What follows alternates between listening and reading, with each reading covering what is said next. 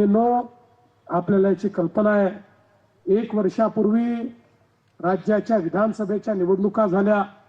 महायुतीला अतिशय भक्कम अशा पद्धतीनं आपण निवडून दिलं. एक प्रकारे विक्रमी अशा प्रकारच्या आमच्या जागा आल्या. इतक्या मोठ्या प्रमाणात जागा आल्यानंतर काही लोकांनी म्हणणं सुरू केलं की आता बघा, या महायुतीवाल्यांना, भाजपवाल्यांना कोणाची गरज उरलेली नाही, त्यामुळे आता हे पहिलं काम काय करतील तर म्हणाले लाडकी बहीण योजना हे बंद करतील.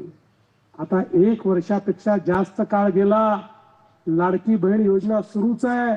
आणि लाडक्या बहिणींनो, जोपर्यंत तुमचा देवाभाऊ मुख्यमंत्री आहे, लाडकी बहीण योजना सुरूच राहील, ती कोणी बंद करणार नाही.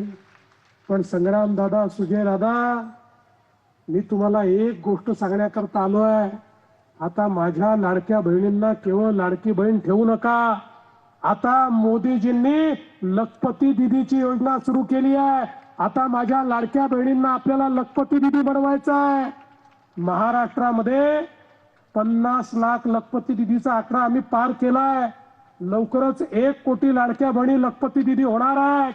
आता पुढच्या वेळेस मी अहिल्यानगरला आल्यानंतर आमचे जे कोणी महापौर असतील, नगरसेवक असतील आणि तुम्ही जे सगळे या ठिकाणी नेते आहेत, यांना विचारणार आहे की माझ्या अहिल्यानगरच्या किती लाडक्या बहिणींना तुम्ही लखपती दीदी केलं, याचं उत्तर तुम्हाला त्या ठिकाणी द्यावं लागणार आहे.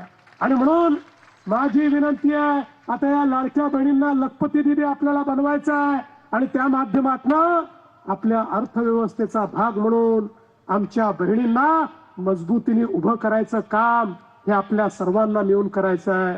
बंधू भगिनींनो, आम्ही केवळ आश्वासन देणारी लोक नाही आहोत. आमचा ट्रॅक रेकॉर्ड तुम्ही बघितलेला आहे. जे सांगतो ते करणारी आम्ही मंडळी आहोत.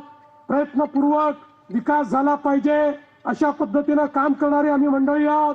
केवळ कोणावर टीका टिप्पणी करण्याकरता मी या ठिकाणी आलो नाही, मी ती केली देखील नाही. कारण आपल्याला विकास करायचा आहे, सर्वांना सोबत घेऊन पुढे जायचं आहे. आणि म्हणून तुम्हाला एवढीच विनंती करण्याकरता आलो आहे, येत्या 15 तारखेला मतदान केंद्रावर गेल्यानंतर प्रत्येकाला 4 मतं द्यायची आहेत. फार कन्फ्युजन करू नका. मतदान केंद्रावर गेल्यानंतर मशीनवर कमळ कुठे आणि घड्याळ कुठे आहे, या 2च गोष्टी बघा. जिथे कमळ दिसेल तिथे कमळ दाबा, घड्याळ दिसेल तिथे घड्याळ दाबा आणि त्या ठिकाणी तुम्ही बाहेर या. मी तुम्हाला एवढंच सांगण्याकरता आलो आहे, 15 तारखेला कमळाची आणि घड्याळाची चिंता तुम्ही करा. 16 तारखेपासून पुढचे 5 वर्ष तुमची चिंता आम्ही केल्याशिवाय राहणार नाही, हे आश्वासन तुम्हाला देतो आणि माझं बोलणं संपवतो. धन्यवाद. जय हिंद, जय महाराष्ट्र. धन्यवाद.